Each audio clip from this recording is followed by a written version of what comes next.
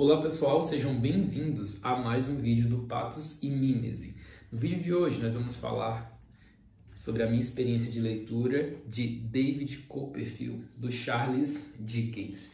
Esse é um vídeo que está saindo bastante atrasado, eu finalizei essa leitura em março de 2025 e nós estamos em agosto, comecinho de agosto, mas ainda assim estou correndo atrás do prejuízo. Tive alguns problemas com o meu computador em edição, então estou testando um novo formato de vídeo. Esse vídeo não vai passar por processo de edição, então de já eu peço desculpa pelas minhas marcas de oralidade, se eu trocar nomes dos personagens, se eu me confundir com alguma coisa.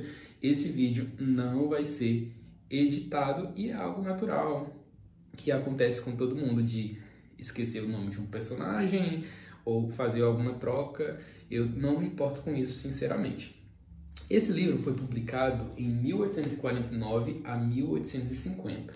Ele saiu em formato de folhetim, então a cada semana nós tínhamos ali um capítulo. Imagina a angústia de quem estava lendo David Copperfield, até porque, já adianto, é uma leitura bastante fluida, então você quer saber o que vai acontecer, e eu já te digo que ele nos afeta em mimese, na representação da realidade, do ser humano. Então é uma história muito bem contada, com um enredo cativante e muito bem construído.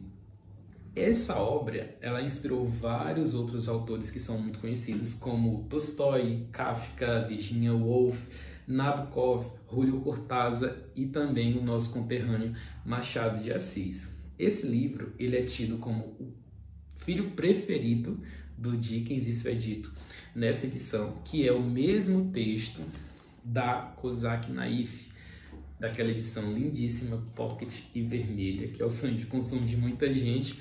Mas esse texto aqui da Companhia das Letras, né, da Penguin Companhia, é o mesmo miolo. Em relação ao autor, ele nasceu na Inglaterra, 1812. Charles Dickens começou a trabalhar muito cedo, aos 12 anos, em uma fábrica de graxa, e o seu pai também foi preso nessa época. Só que ele era autodidática. Logo ele aprendeu a técnica da taquigrafia, que ele era mais ou menos um escriba, né? Ele escrevia enquanto as pessoas discursavam, então ele tinha esse talento para escrever muito rápido. Isso fez com que ele se tornasse também um escritor, um jornalista. Ele começou a publicar em periódicos à medida que ele ficava conhecido. Suas principais obras são Oliver Twist, Um Conto de Natal. Ninguém diz que é uma obra principal aqui, mas como foi a minha primeira leitura de Charles Dickens, eu considero Um Conto de Natal também uma das maiores obras do autor. Também temos Grandes Esperanças. Ele escreveu muitos outros livros, mas eu trouxe aqui apenas alguns. E já adianto também que quero ler outros livros do Charles Dickens, porque é uma escrita muito interessante. David Copperfield é um romance autobiográfico. Fica nítida as sombras aqui da própria vida do autor, tanto no personagem principal, o próprio David Copperfield, quanto em outros personagens, como o Sr. Micawber, que é uma sombra, fica muito claro, do próprio pai de Charles Dickens. Então, dito isso, que é um romance autobiográfico, nós também podemos entendê-lo como um romance de formação, porque ele mostra a evolução do personagem principal, não só do personagem principal, como de outros personagens também. Então, é aquela técnica do Build a Roman, né? Um romance que vai mostrando todo o passo a passo, tanto em idade quanto em maturidade, consciência da realidade do personagem. E nós vamos acompanhando isso. Tem até um primeiro capítulo que chama Nasço. E aí, todos os capítulos têm um nome bem instigante que facilita muito para que nós realmente mergulhemos nesta história. Em relação ao enredo, também esqueci de falar que ele também pode ser entendido como aquela clássica jornada do herói, que tem tudo a ver aqui com a ideia do romance de formação. Em relação ao enredo, nós temos aqui David Copperfield, que ele tem uma vida abastada, porque o seu pai, ele tem certa influência econômica nesta localidade. Então ele vive bem com seu pai, com a sua mãe, só que o seu pai falece e, como ele tinha grande influência econômica, ele deixa uma boa herança à mãe e também à mãe de David Copperfield e ao próprio David Copperfield. Eles têm ali empregados, eles têm uma vida abastada. Até que sua mãe se casa com um outro cara que chama Sr. Murdstone. Nós temos ali Peggot, que é uma babá de David. Ela ajuda na casa, mas ela começa a ser muito mais que isso. Ela é uma personagem muito forte, uma personagem com uma representação poética muito grande. Então ela faz parte da família praticamente. David, ele vai a um colégio interno e quando ele volta, na verdade ele não volta de vez, ele volta de férias, ele é convidado por Peggot, essa empregada, a passar um tempo em uma localidade que é tida aqui como paraíso para David. Lembrando que ele aqui se trata das primeiras infâncias dele, então ele vai a essa aventura, é como se fosse um vilarejo de porto. Nós temos ali o mar, nós temos a praia, então nós temos vários barcos aparecendo ali, aventuras de mini marinheiros. Os personagens daquela localidade têm um conhecimento muito grande de mar, de barco, então ele mergulha literalmente em muitas aventuras e essa parte é narrada de uma forma lindíssima. Você realmente mergulha naquele vilarejo porto, digamos assim, e nós nos vemos naquela situação junto com o nosso pequeno David Copperfield. Só que nem tudo são flores. Na volta, ele passa ali alguns meses e na volta ele descobre que ficou órfão. A sua mãe estava grávida e a gravidez, e ela não conseguiu passar dessa gravidez e acabou sucumbindo a ela. Então, ele descobre que ele é órfão na volta. Essa parte é extremamente tocante. E aí nós temos aí o Sr. Murdstone, que é o padrasto de David Copperfield. E no começo ele era um rapaz, ele era um adulto até compreensivo e ele agia de forma até cuidadosa, digamos assim, com a esposa dele, né, a mãe de David. Só que com o passar do tempo ele foi mostrando ali quem ele realmente é. Ele também leva a sua irmã para o casamento, que é a senhora Murdstone. Então ele começa a fazer a vida de David um inferno quando ele realmente fica órfão de pai e mãe. E a sua irmã, a senhora Murdstone, também faz isso. Então ele começa a sentir essa crueldade desses dois personagens, que é algo muito tocante também na narrativa. Esse casal de irmãos, digamos assim, o senhor e a senhora Murdstone, envia David a uma fábrica de vinho. Lembra que eu falei que é um romance autobiográfico? Só que a fábrica para a qual Charles foi levado, Charles Dickens, era de graxa, né? Então ele vai a essa fábrica de vinho e lá ele experimenta a decadência, a crueldade. É um cenário sombrio, um cenário degradante, um cenário sujo, e isso faz com que o leitor perceba a adultização de David. Ele tem que trabalhar muito cedo. Aqui na narrativa ele tem apenas 10 anos, então ele começa a trabalhar, ele começa a se sustentar, ele começa realmente a ser dono de si, dono das responsabilidades de um adulto, de se manter, de comer, de dormir e assim por diante. Então é tirada dele todo aquele imaginário de um filho cuidado, um filho bem cuidado e um filho bem amado. Lá ele conhece o Sr. Micawber, que ele é um anti-herói na narrativa. Ele é uma sombra do pai de Charles Dickens. Ele é um anti-herói, ele é tido como um anti-herói porque ele tem um senso de justiça próprio, ele é engenhoso, ele é criativo, ele vê o mundo de uma forma muito própria, então ele demonstra assim, amor para com a sua esposa e também para com seus filhos. Ele tem vários filhos, só que ele soa meio irresponsável às vezes pela forma como ele quer viver.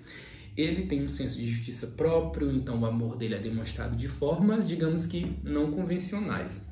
Só que aí ele é preso por conta disso, tal como o pai de Charles Dickens. Então são muitas camadas de sombra nessa narrativa. Eu lembrei muito de dois personagens de filmes que eu gostei muito quando eu li David Copperfield em relação ao Sr. Micawber, que é daquele filme Capitão Fantástico, acredito que muita gente conheça, e também com Castelo de Vidro, dois filmes que são muito bons, que eu gostei muito para pensar esse papel de um pai que ao mesmo tempo ele quer dar aventuras ao filho, ele quer tornar o filho responsável, ele entrega o mundo na mão do filho, ao mesmo tempo em que ele de certa forma soa irresponsável.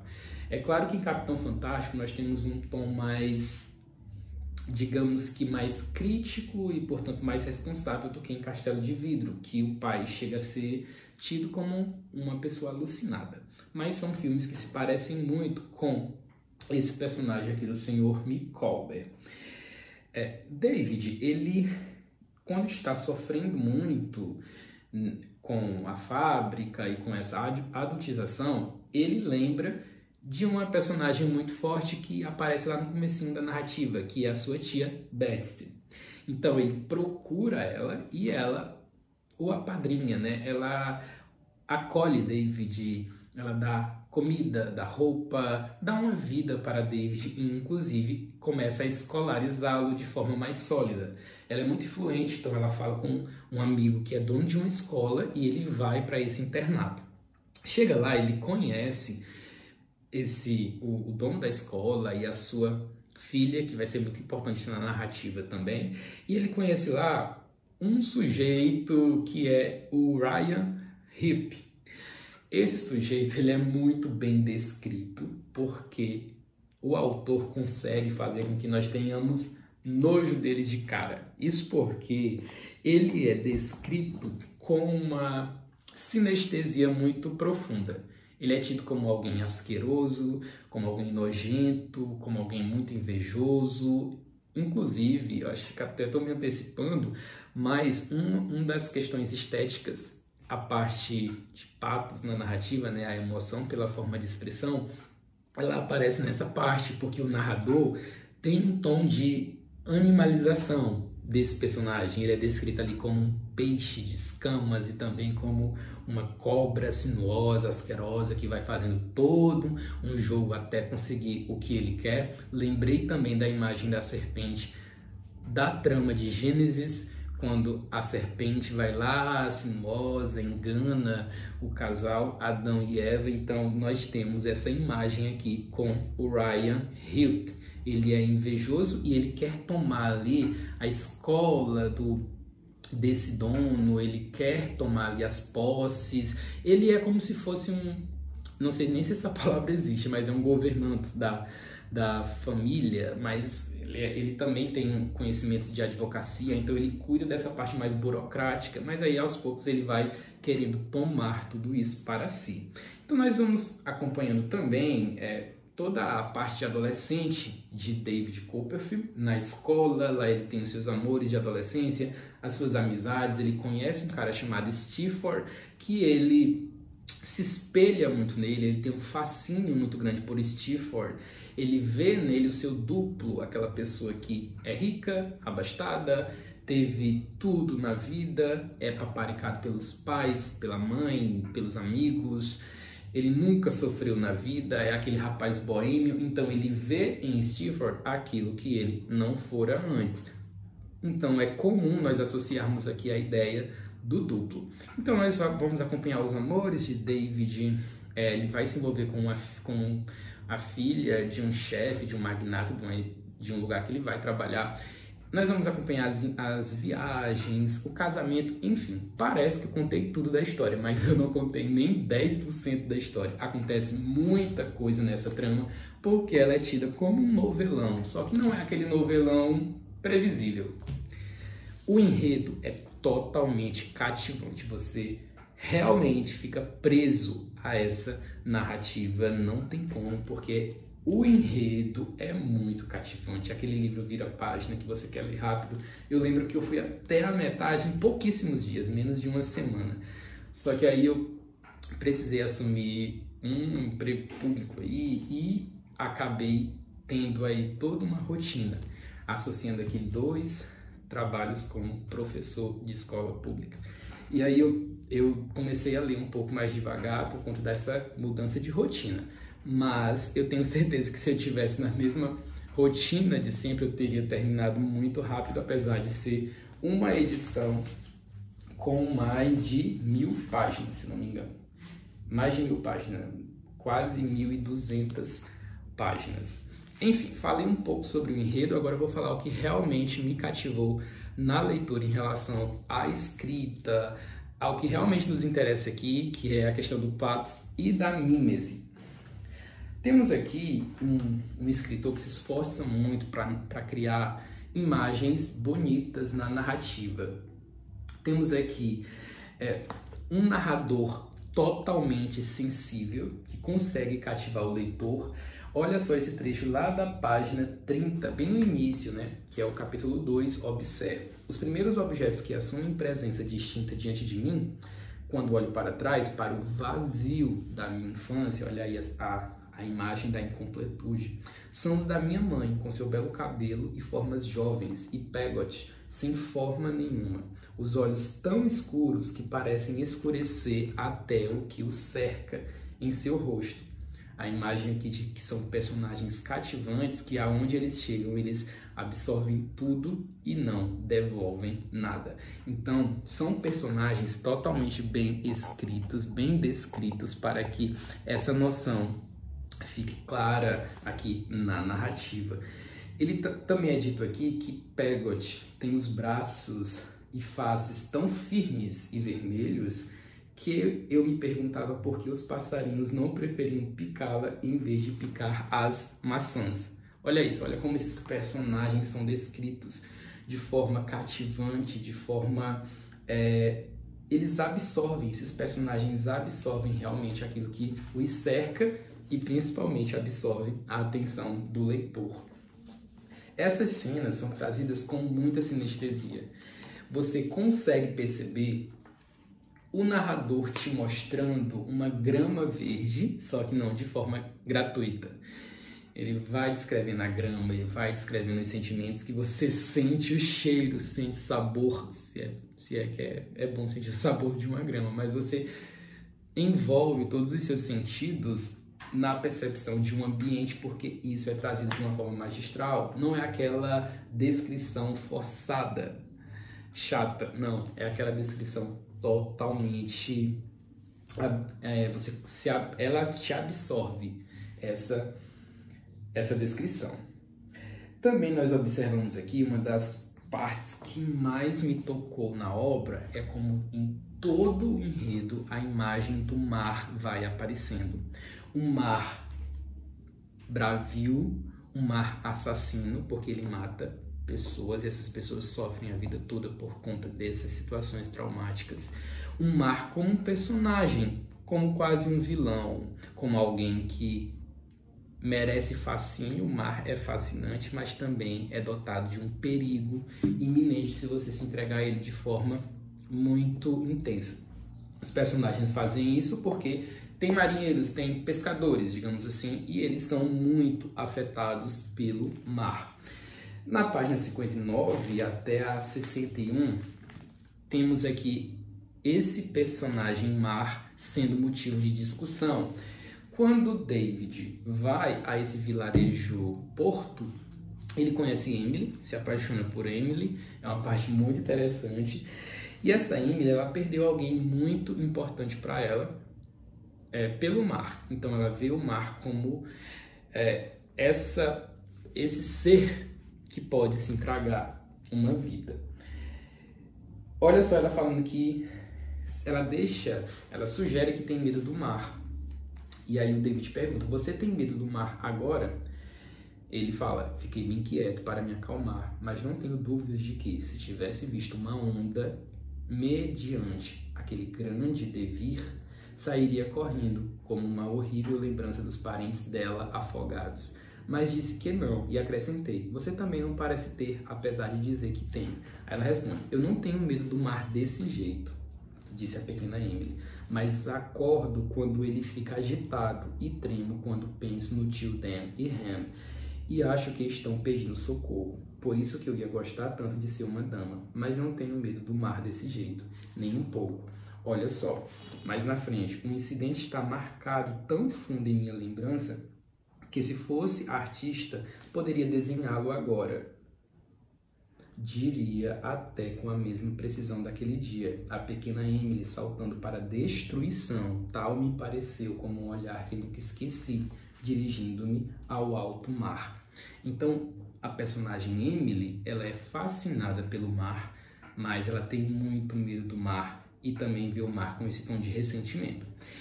Ela é fascinada pelo mar porque parece que ela quer sucumbir à dor que ele causou. Parece que ela quer mergulhar no mar e esquecer tudo aquilo que ela tanto sofreu. Então, são tons de angústia, são tons de lamento, que aí você fica em dúvida se ela quer se render ou não à possibilidade de ser tragada pelo mar. Isso me afetou dessa maneira. Ela tem medo do passado e esse passado é representado pelo mar. Um mar assassino, um mar dotado de pesadelo, porque ele denota o passado. É muito tocante ela sentindo esse mar querendo puxá-la para si, ela querendo sucumbir, querendo e lutando, na verdade, contra essa atitude de sucumbir à dor. É possível, entre as possibilidades de coisas ocultas, que, no repetindo arrobo da menina em seu estranho olhar ao longe, houvesse alguma indulgente atração dela pelo perigo, alguma tentação advinda de que seu falecido pai e que a vida dela pudesse talvez terminar daquele jeito, naquele dia. Então ela tem essa vontade de se render ao mar. Essa parte é muito tocante. Também nós observamos que esse livro ele tem uma descrição, já falei sobre isso, muito interessante. O narrador poderia só dizer que ele estava sendo observado. Aqui é a parte do Ryan Hill, que é esse personagem asqueroso. Mas olha só como ele descreve. Embora seu rosto estivesse voltado para mim, achei durante algum tempo que, como o papel estava entre nós, ele não conseguisse me ver. Tinha ali uma espécie de cortina entre eles. Mas, olhando mais atentamente, fiquei incomodado de observar que, de quando em quando, seus olhos insones se afastavam da escrita como dois sóis vermelhos e se fixavam subrepeticiamente em mim. Acredito mesmo que, às vezes, por um minuto inteiro, durante o qual a pena continuava, ou ele fingia continuar, tão hábil como antes. Ele estava escrevendo alguma coisa. Fiz várias tentativas de escapar do seu olhar, como subir numa escada para olhar o mapa do outro lado da sala e examinar as colunas de um jornal de Kent, mas seus olhos sempre me traíam e me atraíam de volta. E toda vez que eu olhava para aqueles dois sóis vermelhos, era certeza encontrá-los se erguendo ou abaixando. Então olha aí a imagem desses sóis vermelhos, como se fosse uma serpente observando David. Outro quesito importante que eu marquei aqui é que, além do mar, a casa também se torna uma representação dos sentimentos dos personagens. David saiu muito cedo de sua casa, uma casa que ele tanto gostava. Ele tinha uma afeição muito grande por essa casa, que na literatura nós chamamos de topofilia, né? É aquele sentimento de aconchego, de pertencimento a um lugar de prazer, um lugar de contentamento. E que ele é afetado por essa topofilia em relação à sua casa de infância. Me doía pensar em minha velha casa querida, absolutamente abandonada, nas pragas crescendo no jardim, nas folhas mortas se acumulando, molhadas nos caminhos. Imaginei como os ventos do inverno deveriam uivar em torno dela, então é como se a própria casa sentisse frio. Como a chuva fria devia bater nos vidros da janela. Olha só a casa sofrendo, como se ela fosse um ser humano sofrendo diante de uma tempestade. como a chuva fria deveria bater nos vidros da janela, como a lua desenharia fantasmas nas paredes dos cômodos vazios, vigiando sua solidão a noite inteira. Então a casa é a representação dessa criança que saiu dela muito cedo, uma criança que sofreu abandono, sofreu frio de amor, sofreu falta, vazio de amor. Eu acho que essa é a expressão. Também temos um estético aqui, essa parte me tocou demais. Nós que gostamos de livro, de literatura clássica, de tentar pausar esse mundo tão acelerado no qual nós estamos sendo, pelo qual nós estamos sendo engolidos, na página 372 temos essa discussão aqui. Olha só. Mas a mistura da realidade e mistério de todo espetáculo, a infância sobre mim, da poesia, das luzes, da música, do elenco, das perfeitas mudanças de cenários cintilantes e luminosos, foram tão poderosas e me abrigaram regiões tão ilimitadas de prazer que quando saí para a rua chuvosa, à meia-noite, era como se estivesse saindo das nuvens, onde viver uma longa vida romântica. Para o mundo miserável, barulhento, molhado, mal iluminado, de guarda-chuvas, se chocando, carruagens matraqueando, galochas, lama. Então temos aqui essa discussão de que o estético é um refúgio contra um mundo feio, um mundo acelerado, um mundo fragmentado e, portanto, vazio. Temos muitas discussões, eu marquei apenas algumas, mas temos muitas discussões aqui que mostram que é um texto muito bem escrito e um livro que nos afeta muito em Patos, que é a forma pela escrita, a forma pela qual o livro é conduzido, né? A escrita, a escolha de como o texto nos apresenta. Se você observar aqui, minha edição ela está bem deteriorada, porque eu peguei chuva com ela, né? Faz parte da minha experiência de leitura, por isso que de vez em quando eu fico falando aqui de algumas coisas que aconteceram comigo durante a leitura. Eu peguei chuva porque um dos meus trabalhos é em outra cidade, então eu piloto 100 quilômetros, sempre a ir, sempre a voltar, durante um dia, né? Na semana. Então, na volta eu peguei chuva e esqueci de encapá-lo, e aí ele está aqui manchado, um pouco deteriorado, infelizmente. Mas também eu não sou aquela pessoa que tem tanto cuidado com o livro, não quer sujar, não quer rasgar, não sou desse tipo de leitor. Mas isso fez parte da minha experiência de leitura de David Copperfield, que também tem a ver com o mar de ser tragado aqui pela água. Então aqui temos uma escrita poética, tocante, com imagens bonitas, dotado de intertextualidade. Temos aqui o mar sendo um vilão. O capítulo da tempestade é fenomenal. Eu nem coloquei aqui porque eu nem consigo descrever o que a gente sente lendo o capítulo da tempestade. Um capítulo muito bom, muito importante aqui na narrativa.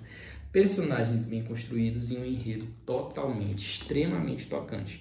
É um livro sobre abandono, sobre solidão, sobre redenção, sobre como nós conseguimos sim ser pessoas boas, pessoas que levam contentamento para as pessoas, que é uma pessoa que consegue sentir a vida, o prazer da vida, apesar das adversidades. Eu estipulei aqui que eu iria falar 20 minutos, mas esse vídeo já está chegando aos 30 minutos. Fica aqui essa indicação de mais um livro que nos afeta muito, tanto em Patos como em Mimese, porque mostra a representação do ser humano de uma forma magistral. Fica aqui a recomendação de David Copperfield, do Charles Dickens. Eu aguardo você no próximo livro, no próximo vídeo do Patos e Mimese.